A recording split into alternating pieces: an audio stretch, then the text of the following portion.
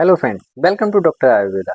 जैसे कि हमने पिछली वीडियो में बताया था पथरी के कारण और उसके लक्षण के बारे में, आज हम इस वीडियो में बात करेंगे पथरी के उपचार के बारे में। तो चलिए आइए शुरू करते हैं।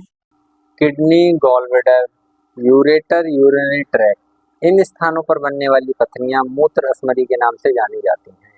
मूत्र अस्थमरी रोग एक ऑपरेशन से ठीक होने वाला रोग है। मूत्र अस्थमरी के रोगी ऑपरेशन और खर्चे के डर से आयुर्वेदिक चिकित्सक के पास चिकित्सा लेने चले जाते हैं और अतः आयुर्वेदिक चिकित्सक को एक चुनौती भरा कार्य हो जाता है कि वह इन रोगियों को आराम दिलाए और इनका कष्ट दूर करे।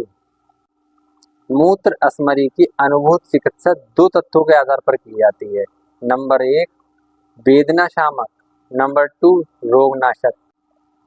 नंबर 1 वेदना शामक चिकित्सा।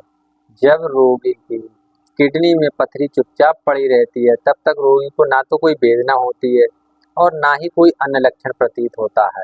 लेकिन जब किसी कार्य को करने में उछल कूद करने पर या फिर खेल कूद करने पर यह पथरी अपने स्थान से हटकर मूत्राशय, मूत्र नलिका या किसी अन्य स्थान पर आकर अटक जाती है और वहां के आसपास की दीवारों पर टकराकर चुभन उत्पन्न करती है और ये चुभन से पीड़ा उत्पन्न करने लगती है।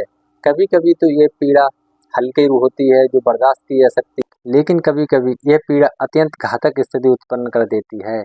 ऐसी स्थिति में रोगी की चिकित्सा के लिए आयुर्वेदिक ग्रंथों में अनेक ग्रंथ वर्णित हैं जिनका आयुर्वेदिक चिकित्सक उपयोग करके चिकित्सा दे सकते हैं।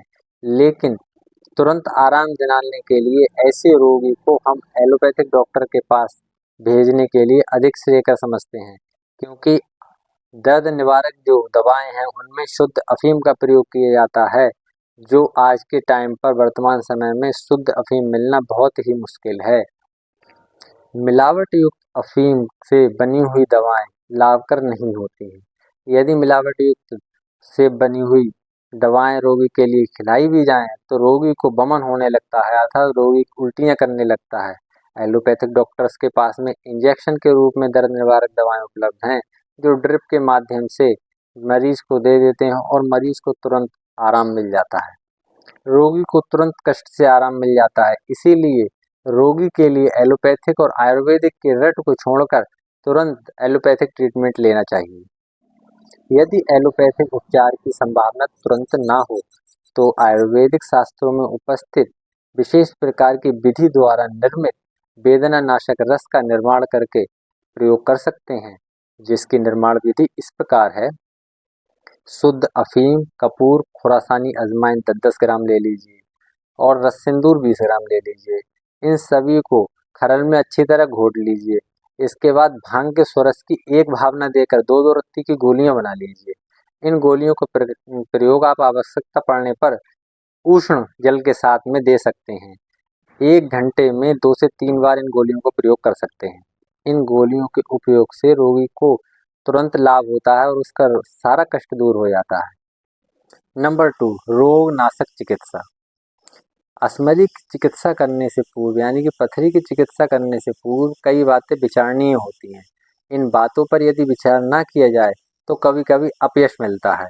इसीलिए जब भी कोई रोगी, पथरी का कोई रोगी आपके पास चिकित्सा लेने आए तो ठीक तरीके से उसके लक्षणों की जांच कर लेनी चाहिए और यदि आवश्यक हो तो उसे अल्ट्रासाउंड कराने की परामर्श देनी चाहिए। इससे पथरी की स्थिति एवं उसके आकार का पता चलता है। कभी कभी पथरी बहुत बड़े आकार की हो जाती है जो किडनी, यूरिनरी ट्रैक्ट, यूरेटर अन्य भागों को हानि पहुंचा रही होती है। ऐसे रोगों के लिए तुरंत शल्यकर्म अथवा ऑपरेशन की परामर्श देनी चाहिए और उन्हें बताना चाहिए कि यदि ऐसा ना किया जाए तो इससे क्या क्या नुकसान हो सकते हैं। हमने अनुभव किया है कि छोटे छोटे आकार की कई पथरियां औषधि प्रयोग से आसानी से निकल जाती है, लेकिन बड़े आकार की पथरी विखंडन होती है और उसे निकलने के लिए काफ़ी समय लगता है। इससे रोगी को दवा लेने से अर्थात चिकित्सा कराने से पूर्व ही उसे अवगत करा देना चाहिए ताकि रोगी धैर्यपूर्वक उपचार कराता रहे।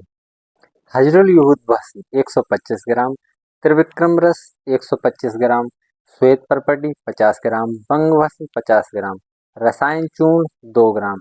यह एक मात्रा है। ऐसी ही एक एक मात्रा दिन में 3 बार जल के साथ प्रयोग करें।